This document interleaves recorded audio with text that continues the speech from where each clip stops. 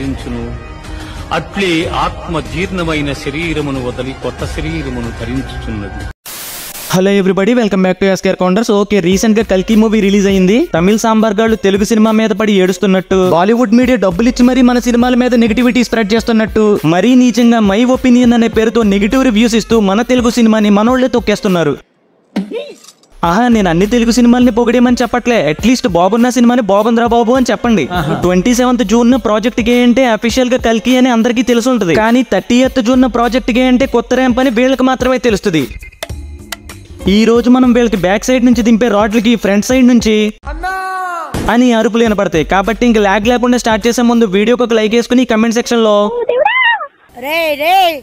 Sorry మా wrong template పడింది. ఈసారి కమెంట్ సెక్షన్ లో ఈ లిరిక్ ని కమెంట్ చేయండి. నేను ఇంక ఇంట్రో వేసుకుని స్టార్ట్ చేస్తా.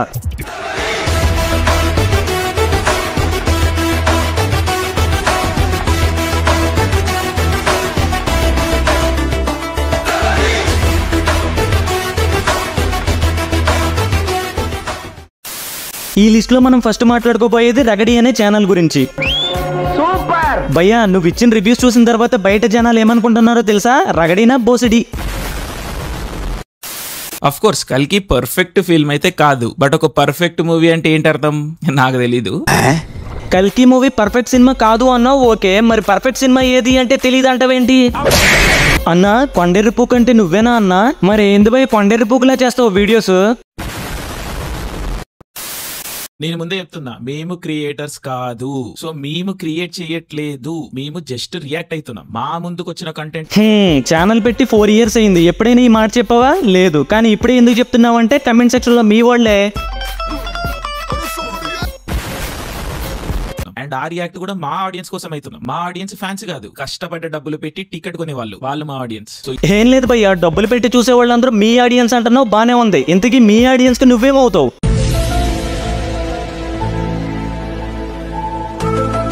ఫర్ ఎగ్జాంపుల్, ఈయన యాక్టర్ ప్రభాస్ అయితే వీళ్ళు ప్రభాస్ ఫ్యాన్స్, వీళ్ళు అదర్ హీరో ఫ్యాన్స్, వీళ్ళేమో జనరల్ మూవీ లవర్స్. ఈ 3 కేటగిరీ ఆడియన్స్ కి ఒక క్లారిటీ ఉంది. కానీ నువ్వు చెప్పే ఆడియన్స్ కి క్లారిటీ రావాలంటే ఇంతకి నువ్వెవరు?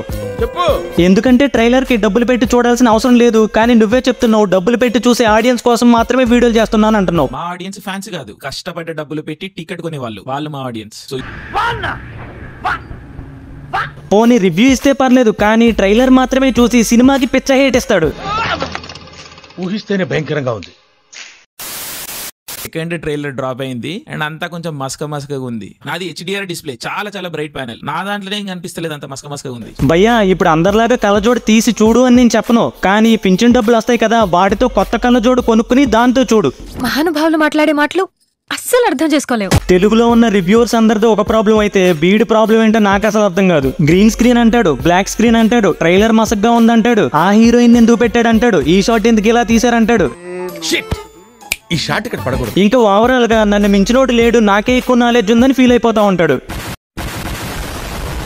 నెగటివ్ అయితే మ్యూజిక్, అంటే ఇంకా స్పెసిఫిక్ గా చెప్పాలంటే పాటలు. బట్ ఈ ట్రైలర్ లో వచ్చిన మాధవ పాట అయితే ఉంటది కదా, అది బాలేదు. వెరీ క్లియర్లీ మాధవ సాంగ్ బాలేదా? బ్రో ఏం మాట్లాడుతున్నావు బ్రో? అదేమన్నా కమర్షియల్ సాంగ్ అనుకున్నావా? వినగానే ఎక్కేయడానికి. సినిమాలో ఆ సాంగ్ వచ్చినప్పుడు వెంటనే కనెక్ట్ అవుతాం, ఎందుకంటే అది ఎమోషన్స్ తో కూడుకున్న సాంగ్. అవును. కానీ నువ్వు మాత్రం చాలా సింపుల్ గా ట్రైలర్ లోని 10 seconds సాంగ్ విని మూవీకి అది మైనస్ అని చెప్పేస్తున్నావు. ఎవరో చెప్తే నమ్ముతానేనా? వాళ్ళే చెప్పారు. కర్మరా బాబు. అండ్ ఇంకో పెద్ద నెగటివ్ ఇందాకనే టచ్ చేసిన, అదేంటంటే డైలాగ్ అండ్ డబ్బింగ్. సొంత డబ్బింగ్ చేయాలి అన్నది బ్యాడ్ కాల్. అండ్ సొంత డబ్బింగ్ చేయాలి అన్న ఆలోచనతో డైలాగ్ సింపుల్ గా పెట్టిర్రా, లేక పిల్లలకి అన్ని భాషల వారికి అర్థం కావాలని డైలాగ్ సింపుల్ గా పెట్టిరా నాకు తెలియదు. బట్ వినడానికి డైలాగ్ చాలా బేసిక్ ఉన్నది. సినిమా చూడని వాళ్ళకి చెప్తున్నా, మూవీ మొత్తంలో 30% మాత్రమే మాటలు ఉంటాయి, 70% యాక్షన్ ఎపిసోడే ఉంటది. అయినా కూడా విజిల్స్ వేస్తూనే ఉంటారు. నిజంగా నీ టేకింగ్ కి సలాం నాగి మామ. నెగిటివిటీని స్ప్రెడ్ చేయడంలో మనోడు PhD చేశాడు. ఎంతలా అంటే ఈ మూవీ బాగోలేదు అని నిరూపించుకోవడానికి వేరే హిట్ మూవీలో బొక్కలున్నాయని చెప్తాడు. ఇప్పుడు ఈవెన్ దో అన్నమయ్య లాంటి సినిమా ఫిల్మ్ మేకింగ్ వైజ్ అంత ఎక్స్ట్రాడినరీ ఉండకపోయినా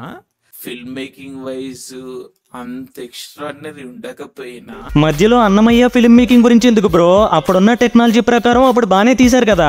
అది కూడా కరెక్ట్.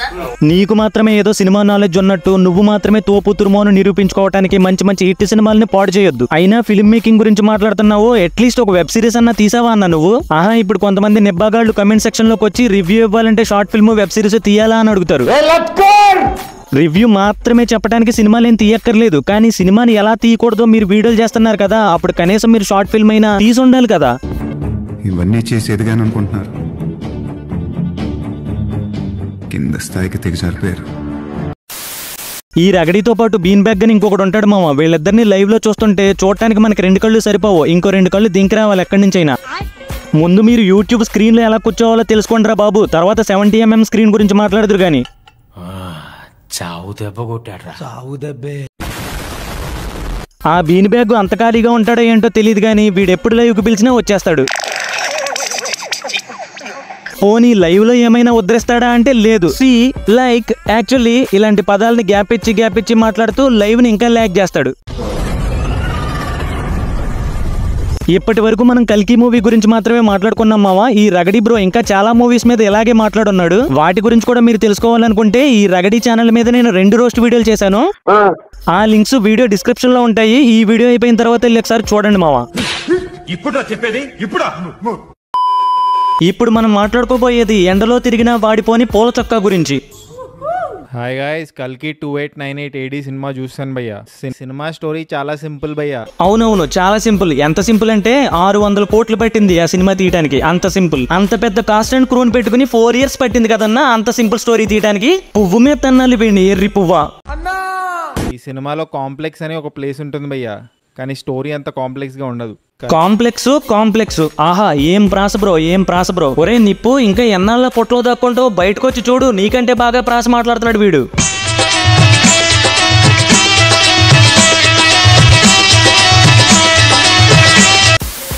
భయపడకండి మావా, సినిమాని చూడని వాళ్ళు కూడా ఈ వీడియోని చూడొచ్చు, ఎందుకంటే నేను ఏ క్యారెక్టర్ ని రివీల్ చేయను.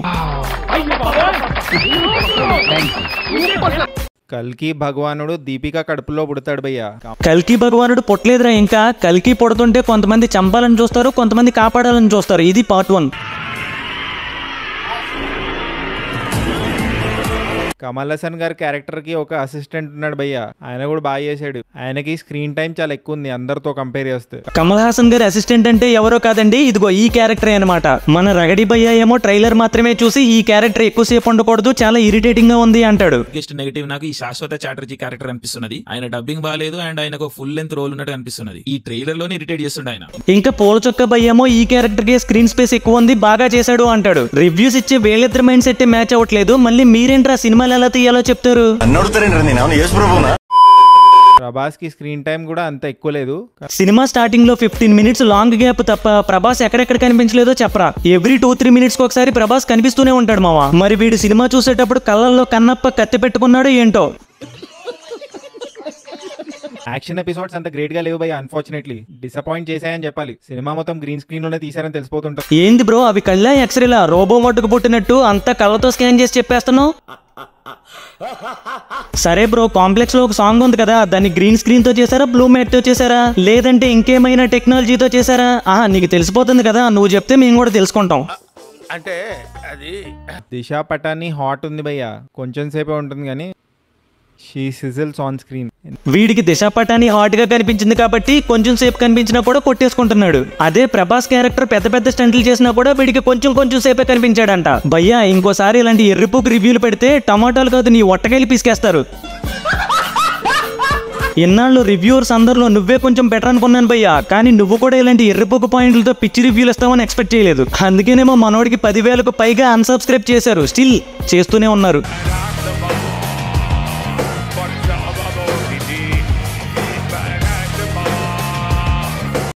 సినిమాలో కొన్ని ప్లేసెస్ లోనే నేను హై ఫీల్ అయ్యాను భయ్యా. సో అందుకే ఈ సినిమాకి నేను ఇచ్చే రేటింగ్ 2.95 టమాటోస్ భయ్యా. వీడు ఆదిపురుష్ మూవీకి 3 రేటింగ్ ఇచ్చాడు, కల్కి మూవీకి 2.95 రేటింగ్ ఇచ్చాడు.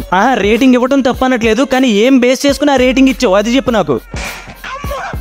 పాయింట్ నెంబర్ 1, ఇది బాగుందని కానీ బాగోలేదని కానీ చెప్పడానికి రామాయణం మహాభారతం అనేవి స్టోరీస్ కాదు, హిస్టరీస్, కాబట్టి వాటికి రేటింగ్ ఇవ్వలేవు. పాయింట్ నెంబర్ 2, యాక్టర్స్ యొక్క పర్ఫార్మెన్సెస్ కి డైరెక్షన్ డిపార్ట్మెంట్ కి రేటింగ్ ఇవ్వచ్చు. పోనీ అలా చూసుకున్నా సరే అమితాబ్ బచ్చన్ గారి ఏజ్ ఏంటి, ఈ సినిమాని ఆయన భుజం మీద ఎలా మోసారో నీకు కూడా తెలుసు. ఇక ప్రభాస్ విషయానికి వస్తే ర్యాంప్ ఆడేశాడు. పాన్ ఇండియా లెవెల్లో రీచ్ అవుతుంది ఈ సినిమా అంటే మెయిన్ రీజన్ ప్రభాసే. నెక్స్ట్ కమల్ హాసన్ గారు, ఆయన 2 minutes కనిపించాడా 6 minutes కనిపించాడా అనేది పక్కన పెడితే ఉన్నంతసేపు మాత్రం మంచి ఇంపాక్ట్ కలగజేశాడు. Next direction department, normal movies ని ఎవడైనా తీస్తాడు, కానీ లాస్ట్ 20 minutes ఆ ఎపిసోడ్ ని హ్యాండిల్ చేసిన విధానం బట్టి ఆ డైరెక్టర్ ఎంత డెడికేషన్ తో వర్క్ చేశాడో చెప్పొచ్చు. సో ఓవరాల్ గా వాళ్ళకున్న ఎక్స్పీరియన్స్ అంత లేదు నీ ఏజ్, కాబట్టి ఈ మూవీలో వాళ్ళ పర్ఫార్మెన్స్ కి నువ్వు చీప్ రేటింగ్ ఇవ్వలేవు. ఇక పాయింట్ నెంబర్ 3, గ్రీన్ స్క్రీన్లు, బ్లూ మ్యాట్లు, విఎఫ్ఎక్స్ గురించి రేటింగ్లు ఇవ్వచ్చు. కానీ దానికంటే ముందు ఈ విఎఫ్ఎక్స్ గురించి నీకు అవగాహన ఉండాలి. అంటే సన్ ఆఫ్ ఇండియా లాగా, కన్నప్ప టేజర్ లాగా అన్ని ఈజీగా తెలిసిపోవు కదా, కాబట్టి దీని మీద కూడా నువ్వు చీప్ రేటింగ్ ఇవ్వలేవు. మరి ఇన్ని మైనస్ పాయింట్లు నీలో పెట్టుకుని కల్కి మూవీలో మైనస్ పాయింట్లు ఉన్నట్టు 2.95 టమాటాస్ ఇచ్చావేంటి భయ్యా?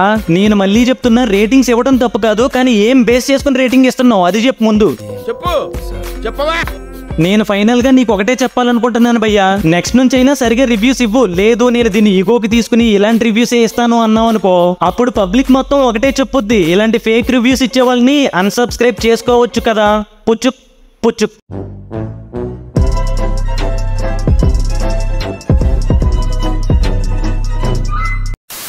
ఓకే గైస్, ఈ రోజుకి ఇంతే ఈ వీడియో మీకు నచ్చినట్లయితే 4K లైక్స్ కొట్టండి మావా. 4K చూడటం కాదండి, మీరు చెయ్యాలంతే. ఈ లిస్ట్ లో రావణ్ ఫర్ యూ గారు కూడా ఉన్నాడు మావా, కాకపోతే వాడి వీడియోస్ లో కల్కి స్టోరీ మొత్తం లీక్ చేసేసాడు. ఇప్పుడు వాడిని రోస్ట్ చేస్తే నేను కూడా స్టోరీ లీక్ చేసిన వాడిని అవుతాను, కాబట్టి ఈ వీకెండ్స్ లో మూవింగ్ చూసేయండి మావా. ఒక 2 days తర్వాత వాడి మీద దింపుతా. అండ్ ఇంకో ఇంపార్టెంట్ విషయం చెప్పాలి, ఇక నుంచి మన ఛానల్లో ఎవ్రీ ఫ్రైడే వీడియోస్ వస్తాయి, కాబట్టి సబ్స్క్రైబ్ చేసుకుని రెడీగా ఉండండి. నెక్స్ట్ వీడియోతో మళ్ళీ కలుస్తా. థ్యాంక్స్, నమస్తే.